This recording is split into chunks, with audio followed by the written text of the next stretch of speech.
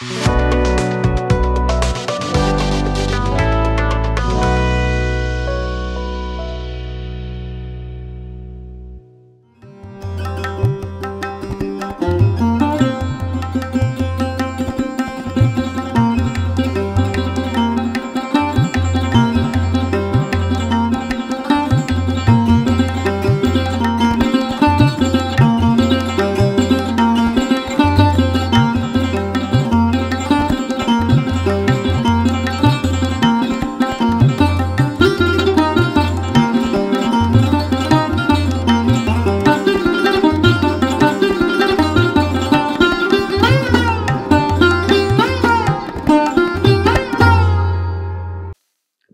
जीशु ख्रीष्ट अति बहुमूल्य नाम संपर्क इंडिया द्वारा प्रस्तुत कार्यक्रम नुआ सकाल आशार आज अध्याय मुझे स्वागत जनाए। प्रभु आपण मान प्रत्येक को बाहुल्य रूपे आशीर्वाद करंतु। आज जो प्रसंग रे आमे प्रभु को वाक्य आलोचना करबा, आलोच्य प्रसंग होछि सुनिश्चित होई मरिबा। सुनिश्चित होई मरिबा। आमे प्रत्येक जन्म होइछु मरिबा पाए। आ प्रत्येक को मरिबा को पड़िबो, किंतु मृत्यु पूर्व आमे केतोडी विषय सुनिश्चित होबा दरकार। आमे द्वंद्व रे भ्रांति रे रहिबा नहीं, किंतु मरिबा पूर्व गोटे सुनिश्चित होई मरिबा दरकार। जा माने जोसेफ जीवन रे देखो आदि पुस्तक 50 अध्याय तार 24 पद रु 26 पद जदि आमे पढ़िबा लिखा जाए, अनंतर जोसेफ भाई मान को कहिले मु मरु अछि, मात्र परमेश्वर अवश्य तुम्ह मानकर तत्वावधान करिवे। पुणी एई देशरु तुम्ह मानकु बाहर करी जो देश देवा पाई अब्राहम इसाक और जाकूब निकट शपथ करी अछंती, से देश को तुम मान को नहीं जिबे। आहुरी जोसेफ इस्राएल संतान मान को यही शपथ कराई कहिले परमेश्वर अवश्य तुम मान को तत्वावधान करिवे। से समय रे तुम्हें माने ए स्थान मोहर अस्थि नहीं जीवो।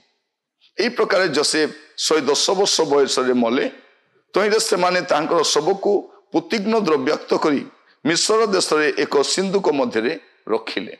एठी हमें देखू जे जोसेफ स्पष्ट भाव कहते मु मरु अछि। से जानिले तांकर मृत्युर समय पाखे आसिला। से गोटे कथा कहते भाई माने मु मरुछि, मात्र परमेश्वर अवश्य तुम मान को तत्वावधान करिवे। से कौन कहते भाई माने मु मरिबी सत कथा, किंतु प्रभु तुम मानकर तत्वावधान करिवे।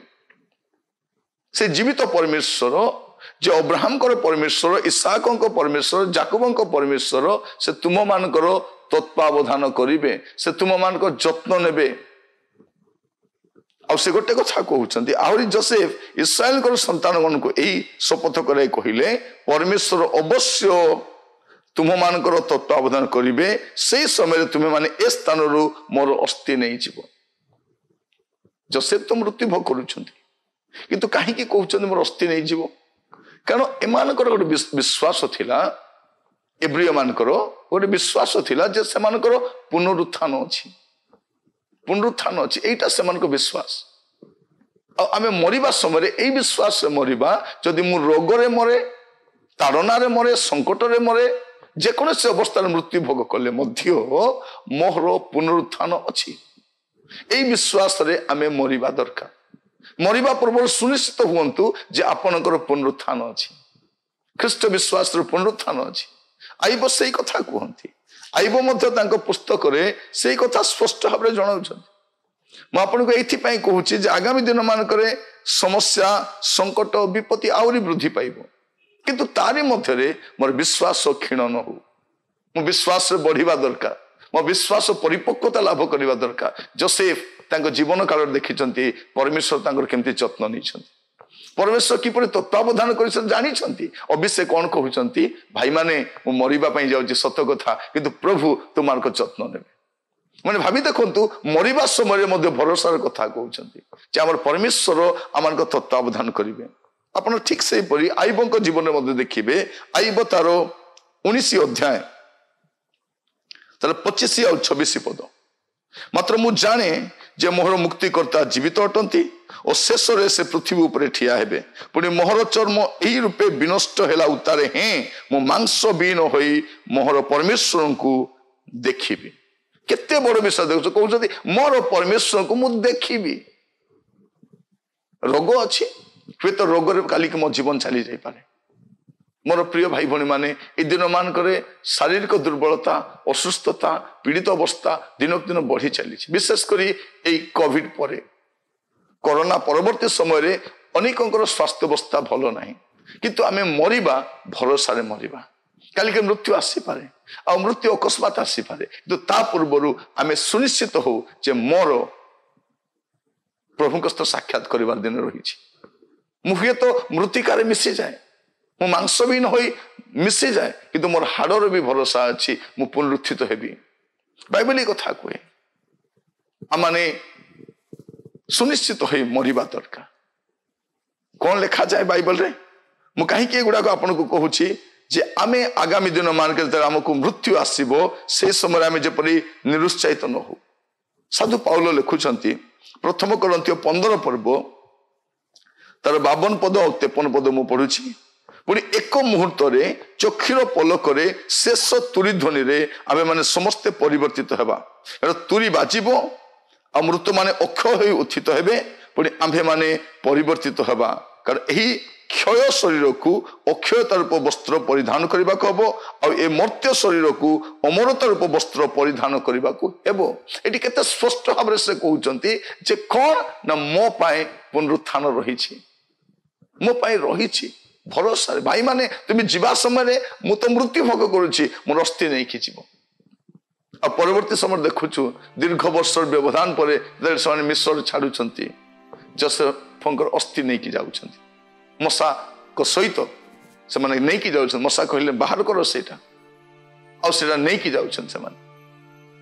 आ परे पुनी थरे समाधिस्थ करूछंती किंतु भरोसा रे मरुछंती मु भी आपन कहिबा पई चाहे मु जाने ना आपन को स्वास्थ्य अवस्था कोन अटे मु जाने ना आसंता काली आमानकर परिस्थिति कोन थिबो मरिबा किंतु भरोसा रे मरिबा आम पाई पुनरुत्थान अछि ए मृत्यु आम शेष नुहे ए मृत्यु आमको अमरतार प्रवेश कराए ए मृत्यु आमको जीवन को घिनी जाए ए मृत्यु प्रभु को राज्य को आम नहीं जाए तेणु आम कौन सी भाव में विचलित होगा ना व्यतिव्यस्त होगा ना भांगी पड़ा ना आम अन्य मान को भरोसा देवा प्रभु तुम सहित अच्छा प्रभु तुम तत्वावधान करेंगे प्रभु तुम जत्न ने प्रभु तुम जत्न ने प्रिय भाई भनी माने प्रभु आपण मान आशीर्वाद करंतु आमाने भरोसा रे बंचिबा भरोसा रे मरिबा कारण जगत आम पे सब किछु नुहे जगत परे आमान पे अनंत काल प्रभु का राज्य रही आसंतु प्रार्थना करिबा अनुग्रहकारी पिता परमेश्वर आपन को धन्यवाद दी प्रभु जगत रे आमे क्षण काल पाई आसीछु अल्प मनुष्य प्रभु अल्प काल पर आमे जगत परित्याग करिबो किंतु आमे भरोसा रे बंचिबु आ भरोसा रे मरिबु दया करंतु प्रभु आज जो माने असुस्थ पीड़ित अछंती मृत्युर द्वार देश अच्छा प्रभु प्रभु गोटे भरोसा रे बंचिबा साहाय्य कर आ मृत्यु जदि काली की आसी मध्य जाए भरोसा रे मरिबा साहाय्य कर कारण मृत्यु परे आमे जीवन रे प्रवेश करिबु गोटे अमर राज्य रे प्रवेश करिबु जोठारे क्लेश नाही जोठारे रोग नाही एपरि एक राज्य आप आम प्रस्तुत करिसेंती प्रभु आमान को अनुग्रह करो ए भरोसा रे बंचिबा पाए जे हमर प्रिय जन मान जे माने चली जाइछंती एम सेमान को साक्षात करिवो पुणी आम मध्य रूपांतरित हबो प्रार्थना करुछि प्रभु आमान को अनुग्रह करो आगामी दिन मान आहुरी विश्वस्त रहिबा साहाय्य करो प्रार्थनाटी मोर प्राणर प्रिय यीशु को नाम रे मागिली आमीन आमीन प्रभु आपण मान को प्रत्येक को बाहुल्य रूपे आशीर्वाद करंतु नमस्कार।